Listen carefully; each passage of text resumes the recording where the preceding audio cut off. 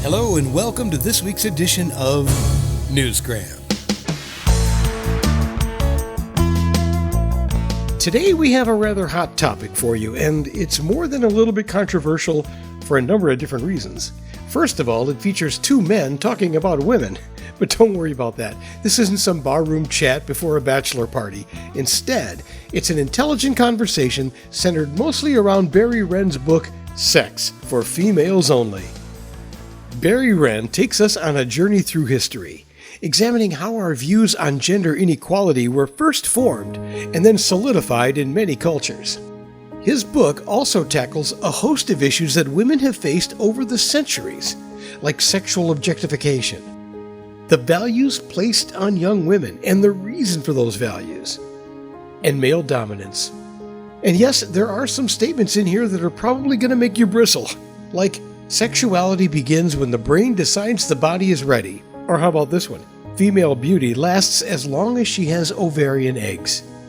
But before you get too fired up, remember, the main goal here is to shine a light on how we got to where we are today by taking a peek into the past.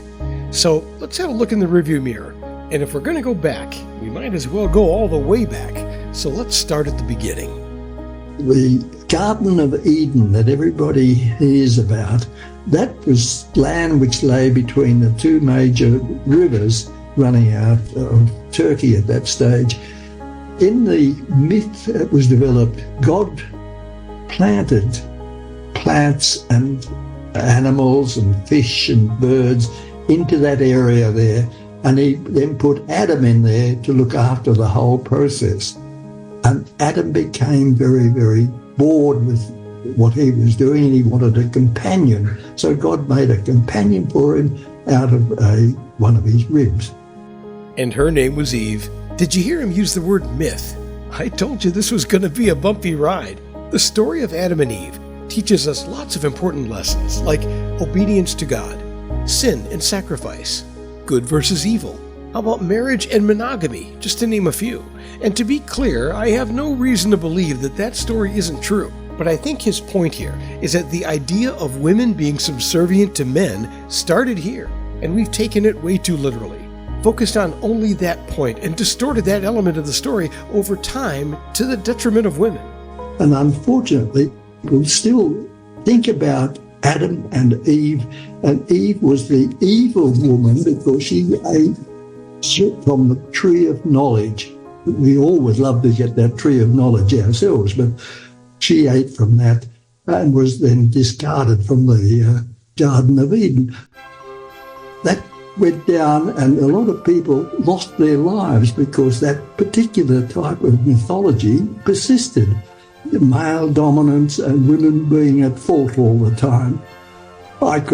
In my book, I've mentioned several instances like that, but I think that mythology is one of the biggest problems we have, is to look at reality rather than religious myths which have persisted in these areas. I get a little upset about it sometimes when I think of how people's lives are affected by myths rather than by truth. Barry says gender inequality has deep roots in human history. It has been tied to cultural, religious, and legal systems for thousands of years. Religious texts from various traditions have put men in dominant positions. Even today, despite making significant progress, the fundamental structures that support gender inequality remain intact. We've made some progress here in the States, but women continue to face disparities in pay, representation, and rights worldwide. And what's more interesting is while some things have changed, others have remained the same for thousands of years. My real reason for looking at this is to look at the problem which has not changed over those 3,000 to 4,000 years. And he says a big part of that is simply due to the average man's physical size. Tying a person's worth to their size seems kind of crazy, but I guess it was a different time. Men are big and strong and dominant, and were like that when 3,000 or 4,000 years ago, and women were small and rather passive. So they pushed the women around and said, you must do this or that. And the main reason that they had women in their society was to look after the men, to be really a servant to them. They were subjected to these people, but they also provided sexual opportunity for the men, and the men wanted to have male infants born to follow them. So that started thousands of years ago, and followed, and women were being taught that they had to follow those rather passive approaches. There's very little difference even now in our present century. We find that a lot of men think that they're stronger and better and should have a more dominant role in the household. And the end result is a lot of conflict. Sometimes women are beaten up. Sometimes women are actually killed by their partner because she's not following what he wants. So life hasn't really changed, and all the problems are still there. I'm trying in the book to bring the thought that the discrepancy, the dissonance which occurs between men and women at present really has been exactly the same for the last 4,000 or 5,000 years. Research does show that men with lower levels of education and those that hold traditional views about gender roles tend to be the ones that have more negative attitudes toward women, and those men are more likely to be abusive. Now, that's not true in all cases. There are plenty of college-educated wife-beaters out there. But he says sticking to outdated ideas about men being in charge can increase the chance of abusive behavior. That started thousands of years ago, and followed, and women were being taught that they had to follow those rather passive approaches. Women will always be the ones that have babies. That's just science. But will pretty girls always be so highly valued? Will they always be able to walk on water? Now, I like to think that's changing. You can look at the various stories that always have a young woman, very attractive young woman, being very athletic and very attractive, and men fighting over her and having close contact with her. Occasionally, some of the men actually acquired one of those women and protected her until she became old, and when they then dismissed her. So being young and attractive was the major thing which was happening in those years, and those women were worshipped. They actually were, men loved to have them. They were like a trophy that they had put them up on the pedestal for the period of time that they owned them. Is that where we got the term trophy wife? That's another podcast entirely. And since I've probably infuriated you quite a bit with our look at history, I won't even go into his thoughts on sex before the age of 18. Because, well, the past has changed there as well, largely due to the legal system. The book does go into a great deal of detail there, emphasizing the need for more education. Anyway, we're going to move on to hormones and why beauty fades. That's what happens when a woman reaches the menopause. She's born at birth with about 2 million eggs in her 2 ovaries. She uses an awful lot of those eggs every time she menstruates. Eventually, she runs out of those eggs, usually about the age of 45 or even up to 50.